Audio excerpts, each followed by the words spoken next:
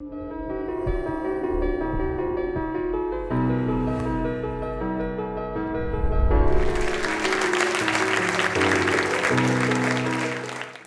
m'appelle Océane Mahé, j'ai 22 ans.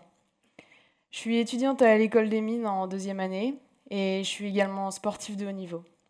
Je suis coureur cycliste professionnel. J'ai des journées bien chargées, rythmées par les entraînements, les cours, les révisions, la récupération, les déplacements à l'autre bout de l'Europe pour faire des stages, des compétitions. Une vie à 1000 à l'heure qui me paraît pourtant d'un calme fou quand je repense à la vie que j'avais il y a encore quelques mois de cela. Avant d'intégrer mon équipe professionnelle, avant d'aménager ma scolarité pour me libérer du temps pour mon sport, avant la rentrée de septembre 2023, j'étais déjà coureur cycliste dans les rangs amateurs et j'étais déjà étudiante en classe préparatoire, puis ici, à l'école des mines.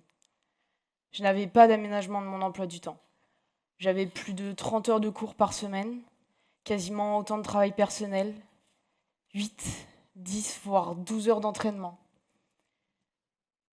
Je dormais plus de 8 heures toutes les nuits, consacrais 22 minutes à regarder une série tous les soirs, passer 6 minutes 37 sous la douche. Non, je vais trop loin là, c'était pas à ce point. Enfin, presque. Je vous explique. Une question que l'on m'a souvent posée, que l'on me pose encore souvent, c'est comment t'as fait? Comment tu fais? Comment faire pour tout concilier? Réussir à l'école, dans la continuité de la bonne élève que j'ai toujours été. Performer sur le vélo avec autant de motivation et de détermination qui m'ont toujours animée. On ne m'a en revanche jamais demandé pourquoi. C'est surprenant, non? Les gens veulent savoir comment. Parce qu'après tout, ils sont un peu jaloux, ils voudraient connaître la clé du succès, et je mets de très grandes guillemets. Ils se demandent comment moi j'y arrive. C'est si peu commun. Par contre, ils ne se demandent pas pourquoi. Pourquoi avoir choisi des études si exigeantes? Pourquoi avoir choisi de continuer le vélo pendant ma prépa, alors que la norme est plutôt de mettre ses passions entre parenthèses pendant ces 2 années intenses? Moi, quand je suis rentrée en prépa, j'ai posé mon vélo de côté et d'un coup, la vie n'avait plus de sens.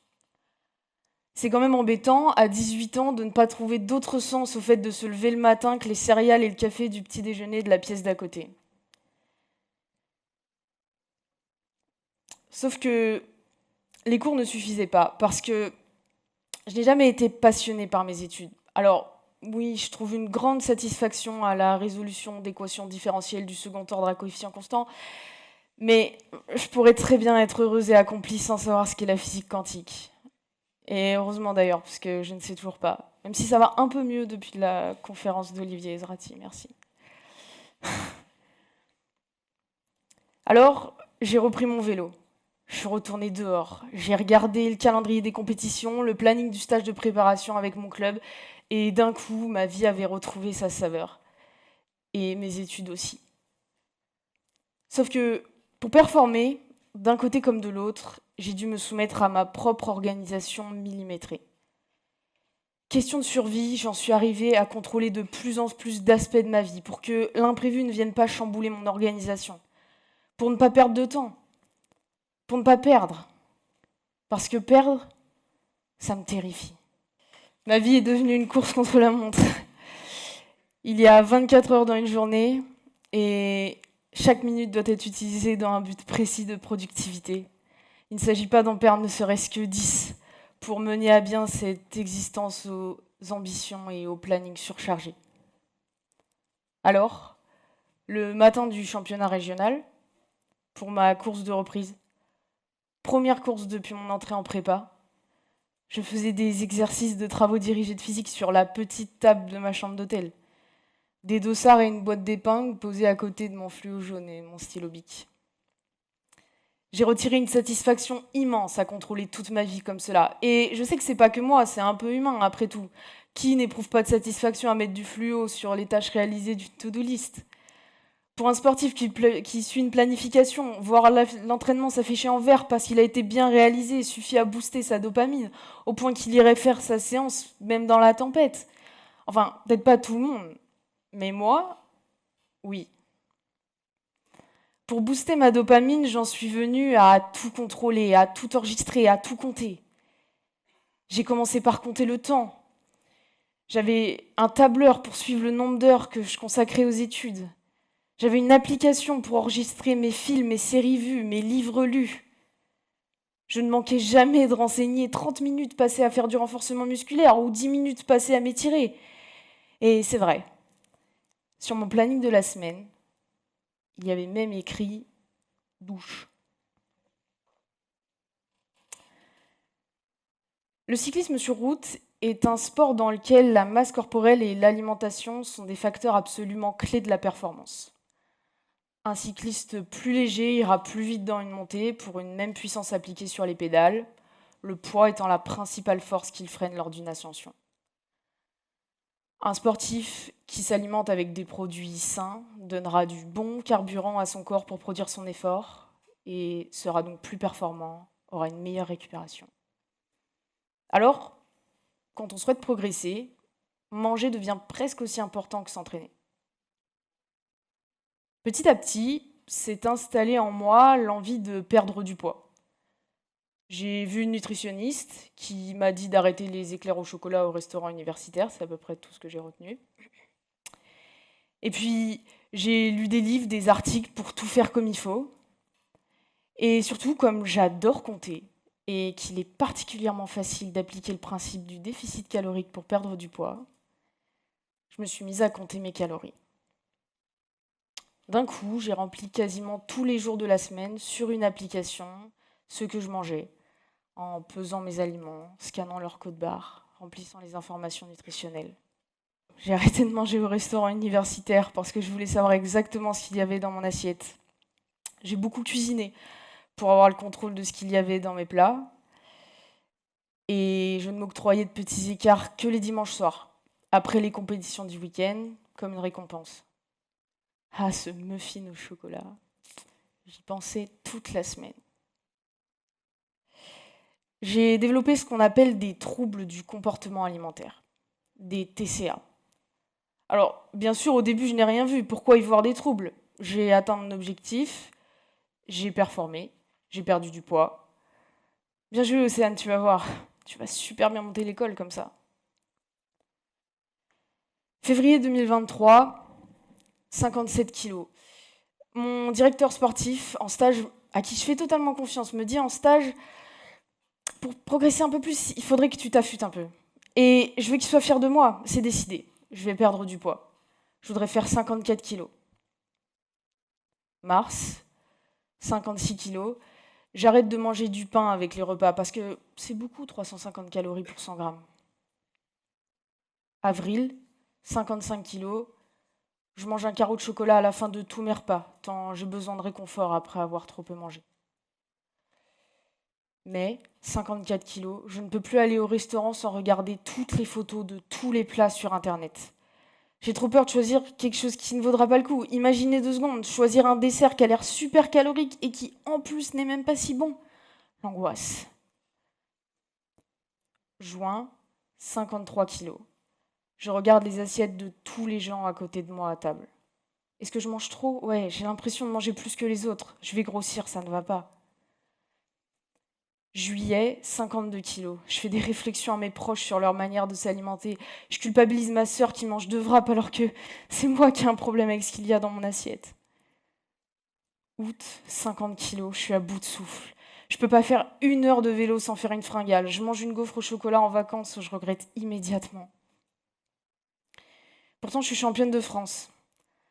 Après 2 heures passées seule à l'avant de la course, les caméras des motos braquées sur mes mollets qui ne sont quasiment recouverts plus que de peau. Sèche comme jamais pour conquérir le maillot tricolore. Le raccourci est vite fait. Plus t'es affûté, plus tu marches.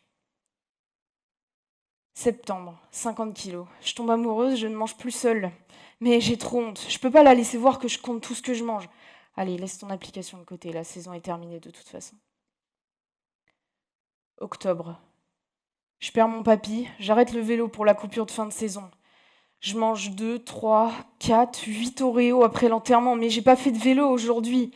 Je perds mon papy, je vais grossir, c'en est trop, j'ai envie de vomir. Je ne me fais pas vomir. J'y arrive pas. Je fais 20 minutes de gainage, dépense l'équivalent d'un Oreo en calories, c'est mieux que rien. Mais je me sens plus mal. Je rentre chez moi, l'ombre de moi-même, et ma copine me dit « Je peux pas t'aider, je sais pas quoi faire, il faut que tu vois quelqu'un. » Alors, je prends rendez-vous. Je vois quelqu'un. J'admets que j'ai un problème, des troubles. Et ma psy me dit que je suis sur un fil, dans un état assez critique. Et je le sais, je le sens, cet état critique. Tout allait bien tant que je contrôlais tout. Ce contrôle m'apportait tellement de confort que je l'ai amplifié, amplifié, amplifié. Et j'ai perdu le contrôle. Et je me suis rendu compte que je ne savais plus m'alimenter. Je ne me faisais plus confiance. Je ne faisais plus confiance à mon estomac pour me dire « Stop, tu as assez mangé ». Et à ma tête pour me dire « C'est ça qu'il est raisonnable de te servir dans ton assiette ». Je me pèse et bien sûr les chiffres sur la balance influencent mon humeur toute la journée. C'est insensé, c'est totalement contradictoire. Ma raison sait que je suis largement assez mince. Même trop si on en croit mon cycle menstruel qui a disparu depuis plus d'1 an. Mon corps me criant qu'il faut manger plus pour qu'il puisse fonctionner correctement. Alors je dis que ça m'embête de ne plus avoir mes règles parce que ça veut dire que je suis trop maigre, que je ne suis pas en bonne santé. Mais au fond de moi, je trouve ça génial. Ça me facilite tellement la vie. Et puis surtout, ça veut dire que je suis mince.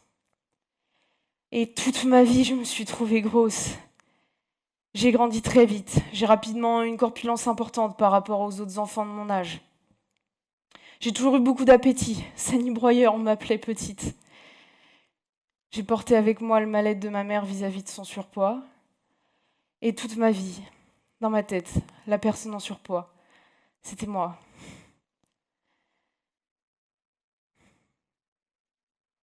Je me suis toujours trouvée trop moche, trop grosse, loin de tous les standards de beauté qu'on attend chez une femme. Sauf que j'ai perdu du poids, me rapprochant d'une image idéale de moi-même que j'ai toujours poursuivie. Et ma mère m'a dit, tu sais, moi je trouve que c'est pas très beau d'être maigre comme ça. J'en aurais pleuré, j'étais enfin fière de ce que je voyais dans le miroir, après la douche nue. Des abdos légèrement dessinés, une taille plus fine que mes hanches, des cuisses qui ne se touchent pas quand je rapproche mes pieds. Et ça, ma mère ne trouvait pas ça beau. Mais ça ne m'a pas empêché d'aller au-delà de l'objectif que je m'étais fixé. J'avais dit 54 kilos, mais après tout, c'est pas si dur de perdre du poids. Pourquoi pas 52 50 Non, pas moins de 50, Océane. C'est insensé, cette valeur est juste symbolique. C'est dans ma tête. Dans ma tête, pour moi, la cartésienne de base, qui ne croit que ce qu'elle voit. Moi qui ai toujours eu du mal à comprendre les maladies psychiatriques. Moi qui me suis toujours dit que l'anorexie et l'obésité n'étaient pas vraiment des maladies. Bah, t'as qu'à manger plus. T'as qu'à manger moins. Ah, t'es bien, hein, avec tes TCA dont t'es incapable de te débarrasser. Bah vas-y, applique ta psychologie de café du commerce. T'arrives pas à manger sans compter tes calories? Bah, t'as qu'à arrêter de compter. Tu peux pas manger un hamburger sans culpabiliser? Bah, t'as qu'à arrêter de culpabiliser. Si c'était si facile. Parce que quand je crois que ça va mieux, je me rends compte que je compte mes calories grossièrement dans ma tête. Que je fais d'excès que si j'ai fait un gros entraînement pour être sûre de ne pas être en surplus calorique. Un matin, l'air de rien, je me réveille, je pèse mes céréales, je prends mon téléphone. Mes réseaux sociaux sont inondés de recettes healthy culpabilisatrices et de cookies option beurre, option triple chocolat. Le matin suivant, l'air de rien, je pèse mon pain, je prends mon application favorite, pain, 80 grammes, œufs, 2 pièces, banane, 1 pièce, beurre, il doit y avoir 5 grammes. Voilà, ça fait 496 calories. Et ça me fait un bien fou. Ça m'apaise tellement de savoir. Je l'aimais tant, cette appli, elle me rassure. M'assure que je mange correctement et pas trop.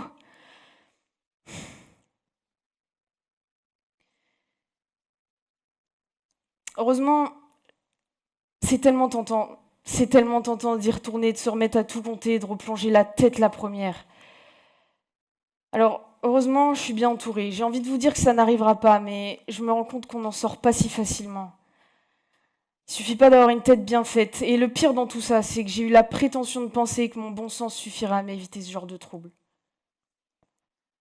Mais c'est un long travail parsemé d'embûches, de moments compliqués et de rechutes. Eh oui, Jean-René, bénévole du club depuis 1968. Je vais prendre une crêpe au chocolat, même si tu me dis « Mais tiens le droit, toi ?» Tu me regardes bizarrement, je vais en prendre une deuxième, tiens. Et quand la petite cadette qui est à côté de moi reposera sa crêpe et ira chercher une pomme, quand elle sera hospitalisée 2 ans plus tard, pesant 42 kilos et ne tenant plus sur les 2 allumettes qui lui servent de jambes, t'auras ta responsabilité, Jean-René, comme nous tous, qui avons tout vu, tout entendu, et qui n'avons rien fait. Tout contrôler n'est pas une solution, c'est un refuge. Ce n'est pas la cause de ma réussite, c'est la conséquence de mon perfectionnisme et de mon exigence vis-à-vis de moi-même. Sauf que ce contrôle m'empêche de profiter de certains plaisirs de la vie, me déstabilise à la moindre surprise.